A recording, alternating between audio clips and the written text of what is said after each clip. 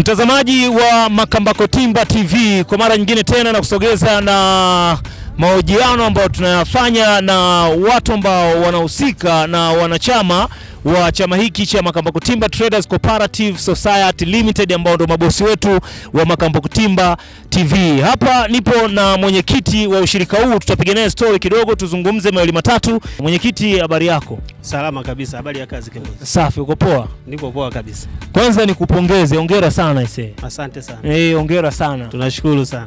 Natamani kufahamu, huu mwenyekiti umeingia lini kuwa mwenyekiti na kwenye chama hiki umejiunga lini pia?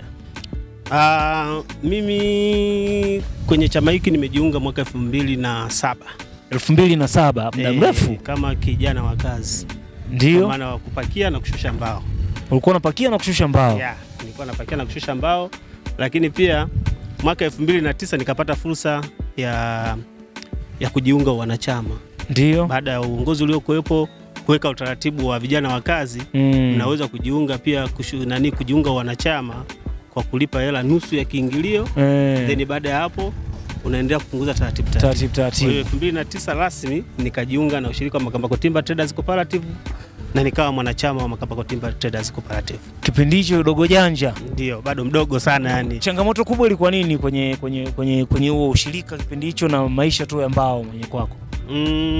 Changamoto kubwa kwenye ushirika ule kipindi kile mimi naingia, ilikuwa yani ni uongozi uliokuwepo, kwa sababu mwenyekiti wetu aliyekuwepo alikuwa anafanya kazi Mafinga. Ndio. Alikuwa hakai hapa. Sasa tunajua tena kama mwenyekiti yuko mbali. Kwa hiyo changamoto inakuwepo kwa hasa kwa wale watendaji. Lakini walijitahidi sana kupambana. Ukiangalia mwenyekiti wetu alipambana sana. Ambaye alikuwa kwanza mwenyekiti Ajibu Tewele. Ambaye sasa ndio mwenyekiti mstaafu kwa sasa. Ndio. Kwa hiyo changamoto kubwa ilikuwa hiyo, kwa sababu uongozi ulikuwa mbali. Lakini mambo mengine yote yalienda, namshukuru Mungu. Wewe madarakani umeingia lini kuwa mwenyekiti na ulipokea kwa nani? Mimi madarakani nimeingia mwaka 2014. 2014. Yeah. Ambapo ulimpokea nani? Nilipokea kutoka kwa Ajibu Tewele. Ajibu Tewele. Ndio. Hivi nimeona kwenye kitabu pale Ajibu Tewele alianza 98 mwenyekiti au 2000? Yeah.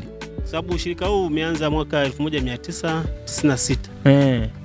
Kwa marehemu Dizombe ndio alikuwa mwenyekiti. Lakini baadaye Ajibu Tewele ndio akaja 1998 akaja akapokea Ajibu Tewele mpaka 2013. 2013. Ambapo 2013 mimi ndo nikaja nikapokea 2014 mpaka leo. Okay, umekaa muda mrefu sana pia. Nini ambacho kimefanya ukae kwa muda mrefu kiasi hicho tofauti na wenye viti wengine walopita? Kiukweli pengine labda ushirikiano wa mimi na wenzangu ndio umesababisha labda tukae kwa muda mrefu. Ndio. Kwa kweli ukiangalia tangu nimechaguliwa 2014 mpaka leo, tafsiri yake tunaenda mwaka wa 12. Lakini mwenyekiti niliyempokea mimi amekaa kwa miaka 15. 15. Kwa hiyo mimi bado sijafikia mwenyekiti aliyekuwepo.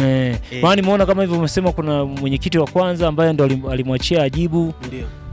Hiyo 96 98 ndo amekuja Ajibu. Ndiyo. Na kuna mwenyekiti mwingine pia ule nani alienda kwenye udiwani, nilikuwa nazungumza naye pale. Nikana yule ndo alikaa muda mfupi pia. Alikaa muda mfupi sana.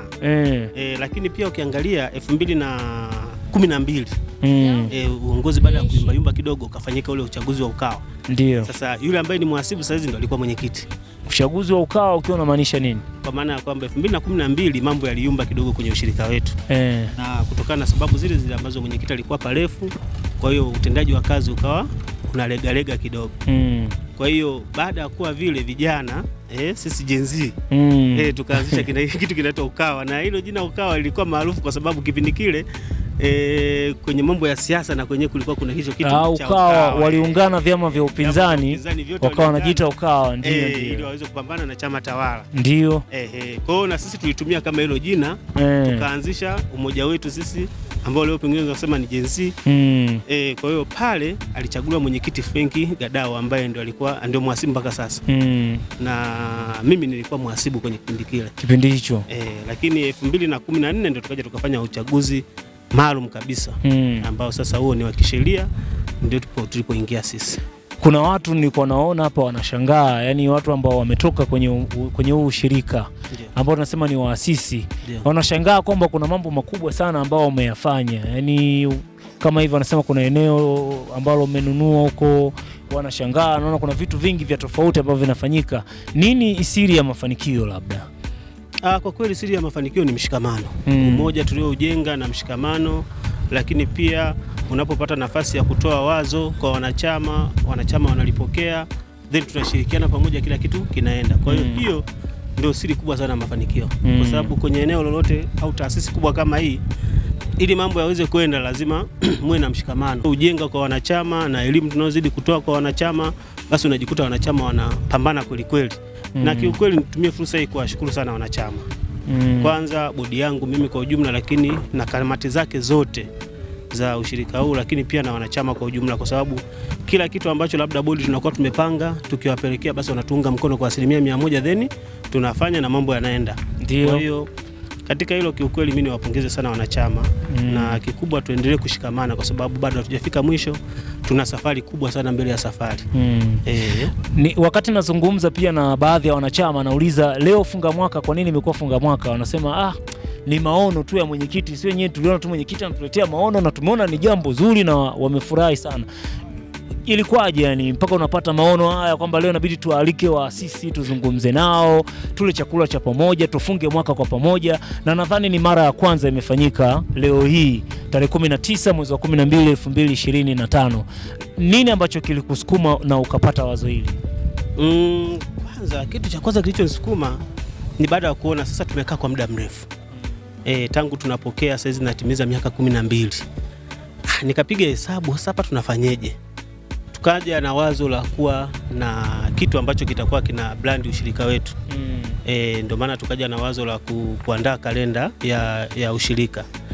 Lakini baada ya kuandaa kalenda ya ushirika tukaandaa kitabu kidogo cha kumbukumbu ya historia ya Makambako Timber.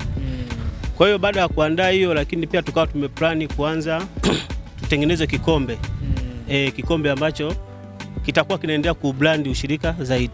Ndio. Sasa baada ya hayo yote tukawaza sasa tunafanya hivi, hasa baada ya kwanza kuitafuta ile historia ya Makambako Timber, ndio tukaja kuwakumbuka waasisi sasa kwamba lakini pamoja na haya yote leo sisi tunaona kama tumefanya mafanikio, kuna watu nyuma yetu ambao walituachia sisi, walitulisisha sisi hichi kitu, ndipo tukakumbuka kwamba tuna waasisi wetu. Ni kweli waasisi wapo wengi, lakini tukasema hapana, kwa kuanza mwaka huu basi tuwaalike waasisi watano. Tuwaalike waasisi watano kwa umuhimu wa ushirika waliokuwa nao ndani ya ushirika. Kwa hiyo tukapendekeza tumwalike mwenyekiti ambaye alituachia ushirika wetu, ambaye ni mwenyekiti mstaafu Haji Mtewele, lakini pia tuwalike makamu wawili wenye viti ambao walikuwepo waasisi, lakini tumwalike na mjumbe wa bodi na yule aliyewahi kuwa mwenyekiti wa pili ambaye alikaa kwa muda mchache zaidi. Kwa hiyo wazo ndio lilianzia hapo, basi tukashirikishana na wenzetu kama bodi, wakaona ni jambo jema. Baada ya hapo basi tukawapa mwaliko na wenyewe walifurahi sana. Kwanza walishangaa kwa sababu ni kitu ambacho hakipo kisheria wala wengi wanasema wakajua labda tunaenda kuipelekana polisi kutokana na mali ambazo mnamiliki pia. Unaweza yani wengi walikuwa wanafikiria kwa sababu mwaka 2012 nilisema ushirika uyumba kidogo. Kwa hiyo sasa wengi walikuwa wanafikiria labda kupitia lile mpaka tunaachana, lakini kumbe ilikuwa sio lengo. Tumewaita ili tuweze kufurahi, lakini tuonane nao, tufurahi, tule pamoja, lakini tufunge mwaka kwa furaha na sisi ushirika wetu upate baraka pia kutoka kwao. Naweza nikasema nyie ni moja kati ya uchumi wa serikali hii ya Jamhuri ya Muungano wa Tanzania, kama sio halmashauri yetu pia mji wa Makambako kupitia mapato ambao wanakusanya. Naamini pia na nyie ni sehemu ya mapato ambayo yanazalishwa kwenye halmashauri ya mji wa Makambako. Serikali inawasapoti vipi kuwashika mkono kama ushirika ama wanachama ambao mmejisajili kabisa? Kiukweli serikali inatusaidia sana kwa sababu ushirika kwanza ni mali ya serikali. Ndio. Ushirika ni mali ya serikali na lilikuwa ni wazo la serikali kuanzisha vyama vya ushirika. Kwa hiyo na sisi tangu tumeingia kwenye umoja wa vyama vya ushirika tunaona tunapata faida kubwa. Kwa mfano kama saizi pia serikali imeweka juhudi pia kwenye benki ya CBT. Ndio. Kwa hiyo imeweka nguvu kubwa kule kwenye benki ya CBT ambayo ni ya vyama vya ushirika. Yaani vyama vya ushirika sasa vina benki yao. Ndio. Kwa hiyo huko na sisi na pia tuna hisa, lakini vinaendelea kutunga mkono, lakini hata kama tukiwa tunahitaji mkopo tunaenda kule tunapata mikopo. Kwa hiyo support ipo sana kutoka serikalini, na hata kama tuna jambo lolote serikalini tukienda, basi wanatusaidia.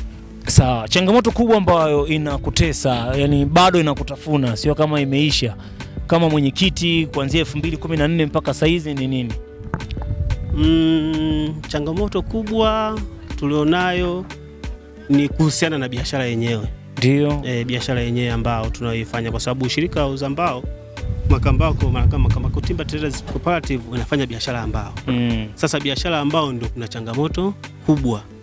Na changamoto kubwa kwenye biashara ambao nadhani ni mfumo wa kodi hapa tumefanya bunge kama limepitisha sheria mpya ambazo zitaanza kutumika Januari. Kama endapo zitatumika kweli kwa wale mapendekezo ambayo tumeyatoa, basi sisi itakuwa afadhali zaidi, kwa sababu hicho ndio changamoto kikubwa, kwa sababu unajikuta hizi mbao wewe unaenda polini unanunua unakuja kuleta hapa, lakini mwisho wa siku unapokuwa barabarani umetoa polini, serikali wao wanataka uwe na risiti ya VAT, uwe na, yani hapo mengi sana. Sasa kupata risiti, kwa sababu kule polini kupata risiti huku ni shida, yani kule polini kwa sababu ni wakulima wadogo. Kwa hiyo sasa kupata risiti inakuwa ngumu sana, kwamba mtu anaweza kavuna miti leo akaja kuvuna miaka 10 ijayo. Kwa hiyo sasa inakuwa shida. Kwa hiyo sasa tulipendekeza sisi kwamba serikali basi ibadilishe mfumo wa kukusanya kodi, kwa sababu kikubwa lazima kila mmoja alipe kodi. Ndio. Kwa hiyo ibadilishe mfumo wa kukusanya kodi, badala ya kuomba risiti kutoka kwa mkulima, basi sisi tuchangie kutokana na gari ambazo zinabeba. Yani tulikuwa tumependekeza sisi mapendekezo kwamba kwenye semi tuchangie shilingi 200,000 tuipeleke moja kwa moja serikalini, lakini tukishachangia hapo kusiwe kuna makadirio tena ya kodi, sijui kuna malisiti, hapana. Iweke tu mfumo vizuri, kama ni 200,000 semi basi tutoze 200,000, lakini kipisi 50,000, fuso 20,000, kwamba mtu akikutwa kwamba mpakia ambao basi unalipa tu 20,000 TRA, basi biashara inakuwa imeisha, unakuwa huna kodi zingine. Kwa sababu kodi zingine hizi zinatengeneza udanganyifu mwingi, kwa sababu mtu amelima miti yake hawezi kuwa na mapato, hawezi kuwa na mashine. Kwa hiyo unapokuja kumdai mashine unatengeneza tu watokee watu wengine ambao watafaidika na hilo swala. Ila tunashukuru kwamba kuanzia Januari mfumo wa kodi mpya utabadilika, yani sheria ya kodi mpya imeshatoka. Kwa hiyo tunataka kila mwaka tufanye, tutakuwa tunaita waasisi wetu, tunakaa nao ili angalau tuendelee kupata hekima zao. Sawa. Ndio. Unawaambia nini wanachama ambao unawaongoza mpaka saizi? Kikubwa kiukweli mimi naomba wanachama wazidi kufanya kazi, kwa sababu msingi wa yote ni kufanya kazi. Pale anapopata nafasi ya kufanya kazi basi afanye kazi. Asiangalie sana ushirika kwamba inakuwaje, hapana. Tufanye kazi pia za binafsi, tufanye kazi za ushirika ili tuweze kwenda mbele zaidi, kwa sababu sasa tumefanya haya lakini bado ni madogo sana, tunatakiwa kufanya mambo makubwa zaidi. Mimi nauona ushirika upo mbali zaidi, lakini tukishikamana na sisi wenyewe kujituma kufanya kazi. Sawa. Mimi nashukuru sana. Tukumbushe jina lako. Kwa majina naitwa Imani Elia Kifanga, ndio mwenyekiti wa Makambako Timber Traders Cooperative Society Limited. Shukrani sana. Asante.